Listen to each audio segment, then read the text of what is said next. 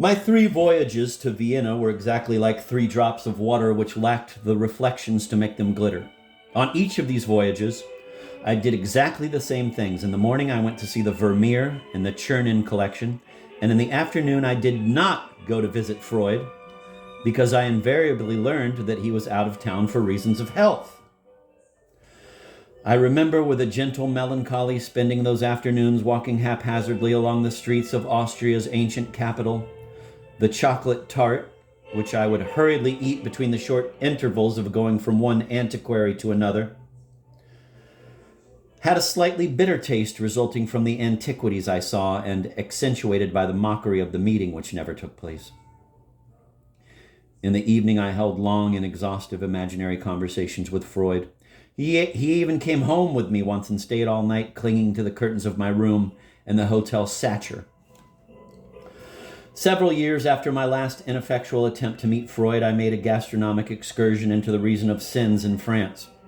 We started the dinner with snails, one of my favorite dishes. The conversation turned to Edgar Allan Poe, a magnificent theme while savoring snails, and concerned itself particularly with a recently published book by the Princess of Greece, Marie Bonaparte, which is a psychoanalytical study of Poe. All of a sudden, I saw a photograph of Professor Freud on the front page of a newspaper which someone beside me was reading. I immediately had one brought to me and read that the exiled Freud had just arrived in Paris. We had not yet recovered from the effect of this news when I uttered a loud cry. I had just that instant discovered the morphological secret of Freud. Freud's cranium is a snail. His brain is in the form of a spiral to be extracted with a needle. This discovery strongly influenced the portrait drawing which I later made from life a year before his death. Raphael's skull is exactly the opposite of Freud's. It is octagonal, like a carved gem, and his brain is like veins in the stone. The skull of Leonardo is like those nuts that one crushes, that is to say, it looks more like a real brain. I was to meet Freud at last in London. I was accompanied by the writer Stefan Zweig and by the poet Edward James. While I was crossing the old professor's yard, I saw a bicycle leaning against the wall, and on the saddle, attached by a string, was a red rubber hot water bottle, which looked full of water, and on the back of the hot water bottle walked a snail. The presence of that assortment seemed strange and inexplicable in the yard of Freud's house.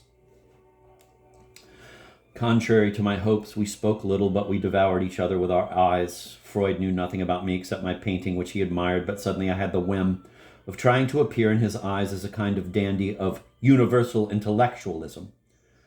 I learned later that the effect I produced was exactly the opposite.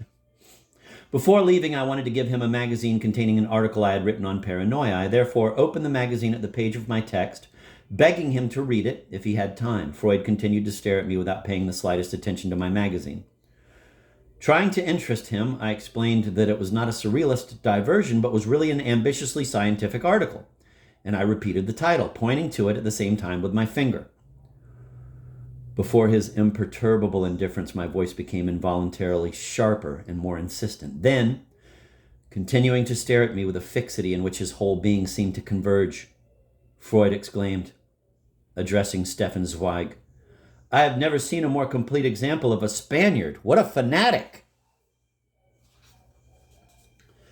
Chapter 2, Intrauterine Memories.